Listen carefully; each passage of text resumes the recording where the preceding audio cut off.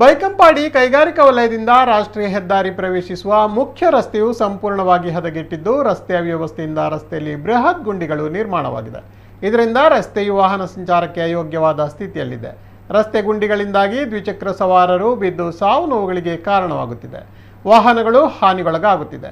ಅಲ್ಲದೆ ಕೆಲವೆಡೆ ಚರಂಡಿ ನಿರ್ಮಿಸದೆ ಅವೈಜ್ಞಾನಿಕ ರಸ್ತೆ ನಿರ್ಮಾಣ ಮಾಡಲಾಗಿದೆ. ಇದರಿಂದ ಮಳೆ ನೀರು ರಸ್ತೆಯಲ್ಲೇ ನಿಂತು ಪಾದಚಾರಿಗಳಿಗೂ ನಡೆಯಲು ಸಾಧ್ಯವಾಗುತ್ತಿಲ್ಲ. ಸರ್ಕಾರಿ ಶಾಲೆಗೆ ಹೋಗುವ ಮಕ್ಕಳು ಕೆಸರೆರಚಿಕೊಂಡು ಶಾಲೆಗೆ ಹೋಗಬೇಕಾದ ಪರಿಸ್ಥಿತಿ ಇದೆ. ಕಂಪನಿಗಳಿಗೆ ಕೆಲಸಕ್ಕೆ ಬರುವ ಮಹಿಳಾ ಕಾರ್ಮಿಕರಿಗೂ ಇದರಿಂದ ತೊಂದರೆ ಉಂಟಾಗಿದೆ. ಜನಪ್ರತಿನಿಧಿಗಳು ಕಣ್ಣಿದ್ದು ಕುರುಡರಂತೆ ವರ್ತಿಸುತ್ತಿದ್ದಾರೆ.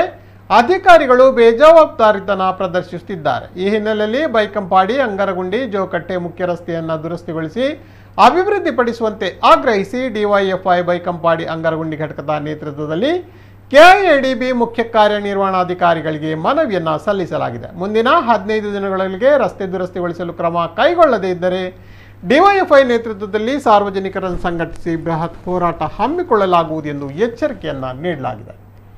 ನಿಯೋಗದಲ್ಲಿ ಡಿವೈಎಫ್ಐ ಜಿಲ್ಲಾಧ್ಯಕ್ಷ ಬಿಕೆ ಇಮ್ತಿಯಾಜ್, ಜಿಲ್ಲಾ ಕಾರ್ಯದರ್ಶಿ ಸಂತೋಷ್ ಬಜಾಲ್, ಅಂಗರಗುಂಡಿ ಘಟಕದ ಅಧ್ಯಕ್ಷ ತೌಸೀಫ್, ಕಾರ್ಯದರ್ಶಿ ನಿಜಾಮ್, ಉಪಾಧ್ಯಕ್ಷರಾದ ಸೈಫಲ್ ಅನ್ಸಾರ್, ಕೋಶಾಧಿಕಾರಿ ಶಕೀಲ್ ಇನ್ನಿತರ ಪ್ರಮುಖರು ಉಪಸ್ಥಿತರಿದ್ದರು.